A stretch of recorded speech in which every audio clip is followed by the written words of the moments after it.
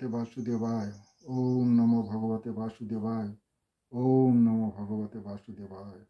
জয় গুরু, জয় গুরু, জয় গুরু। আজ আমাদের আলোচ্য বিষয় শ্রীগীতার প্রথম অধ্যায়ের দ্বাদশ শ্লোকের কিয়দংশ।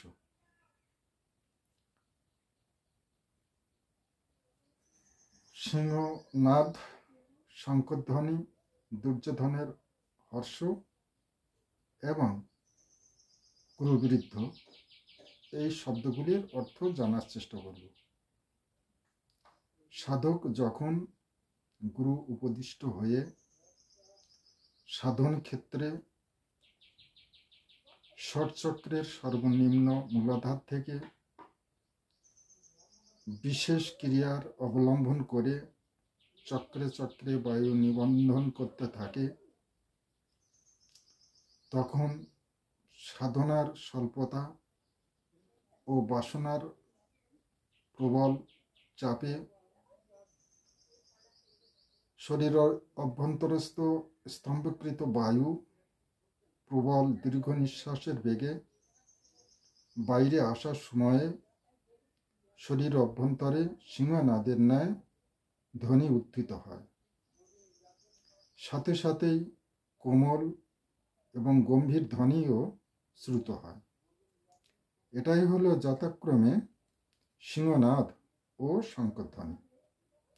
যখন ষটচক্রে সাধক বায়ুস্তম্ভন করে, তখন শরীরে এক বিশেষ যাতনা অনুভূত হয়, কিন্তু বায়ু ত্যাগের সাথে সাথে শরীর অনেকটা সুস্থ বোধ করে এবং বাসনামুখী বৃত্তিগুলি উল্লাসিত হয় এই ভেবে যে এই বুঝি বাইরে আসার সুযোগ হলো এবং বাইরে এসে বিষয় সুখ উপভোগ করব।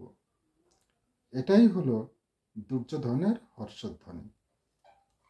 এবারে আমরা দেখব ক্রুবৃদ্ধ কে। ক্রুবৃদ্ধ হলেন ভীষ্মদেব। এই কুরুবংশের প্রতিষ্ঠাতা হলেন রাজা শান্তনু। শান্তনুর দুই স্ত্রী গঙ্গা ও সত্যবতী। গঙ্গার গর্ভে ভীষ্মের জন্ম এবং সত্যবতীর গর্ভে বেদব্যাস, চিত্রাঙ্গদ এবং বিচিত্রবীর্য। বিচিত্রবীর্যের দুই স্ত্রী অম্বিকা ও অম্বালিকা।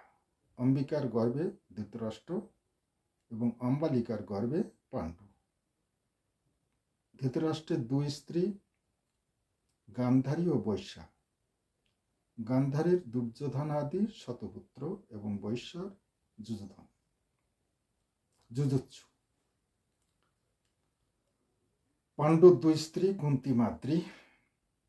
কুন্তীর গর্ভে যুধিষ্ঠির, ভীম, অর্জুন এবং মাদ্রীর গর্ভে নকুল ও সহদেব। তো এই পঞ্চপাণ্ডবের একটা স্ত্রী, সে হলো দ্রৌপদী।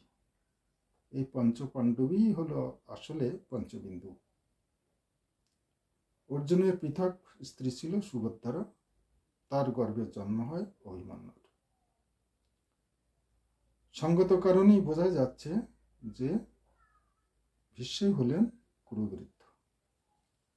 নমস্কার, আজ এই পর্যন্ত।